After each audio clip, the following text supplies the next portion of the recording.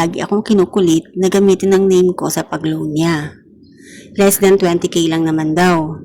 I already declined her, pero lagi talaga akong kinukulit kahit ayaw ko naman.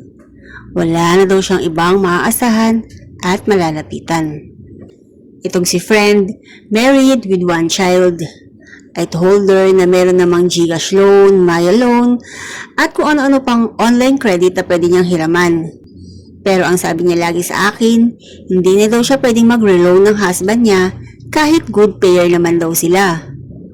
Tama ba na hindi na pwedeng mag-reloan kapag good payer ka? Para ngayon ko lang kasi narinig yun. Tapos naka-freeze daw ang Gcash niya at di niya ma-open.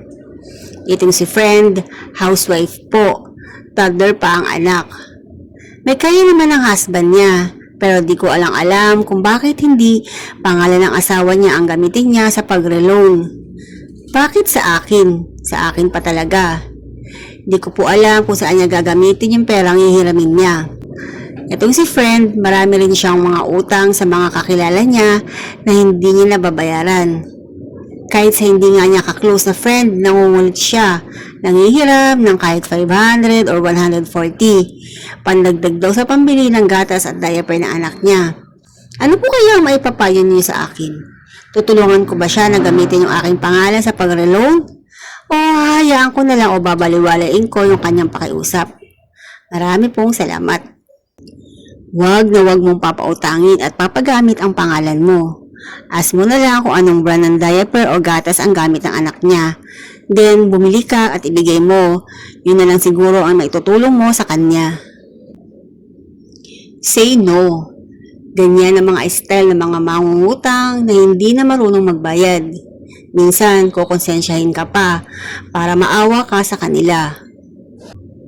Di bali nang mawalan ng kaibigan dahil tumanggi ka.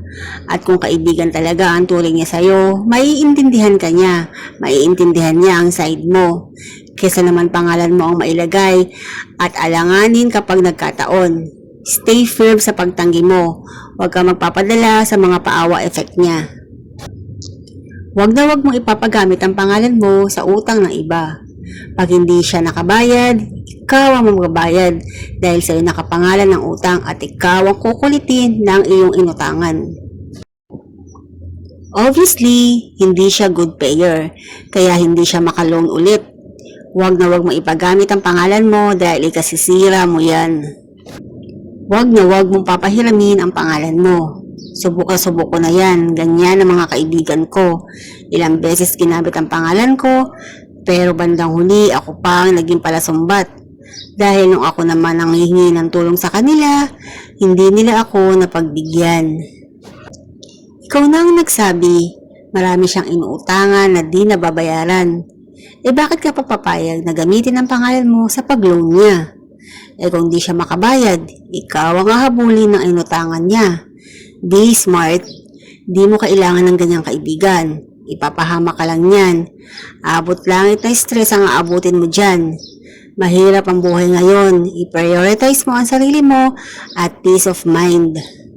Huwag mo nang tangkain. Remember, di lang pera ang pinahihiram mo, kundi pati ang pangalan mo na inaalagaan mo.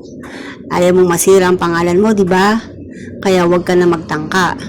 Kaya di sila makareloan, ay may outstanding loans pa siguro sila na hindi nababayaran. Sira na nga ang mga pangalan nila, kaya hinihiram nila ang sayo. Ikaw lang din ang pagbabayarin nila niyan. Huwag mo sirain ang credit score mo. Sasakit lang din ang ulo mo pati ang loob mo. Huwag kang maawa. Mas maawa ka sa sarili mo kapag hindi sila nakabayad dahil ikaw ang sasalo ng lahat ng problema na yun. Huwag mong i-entertain ang request nila.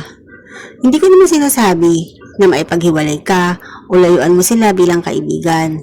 Ang sinasabi ko lang, huwag mo silang turuan o lalong ilubog sa pagkakautang. Dahil kapag pinahiram mo ang pangalan mo, dadagdag na naman yan sa kanilang mga utang. Kung maaari mong gawin, tulungan sila kung ano mga pangangailangan nila tulad ng sa kanilang anak. Bigyan mo ng diaper o gatas kung nakakaluwag ka. Maaari sa ganung paraan ay makatutulong ka at hindi mo sila mabibigyan pa ng nagdag na utang.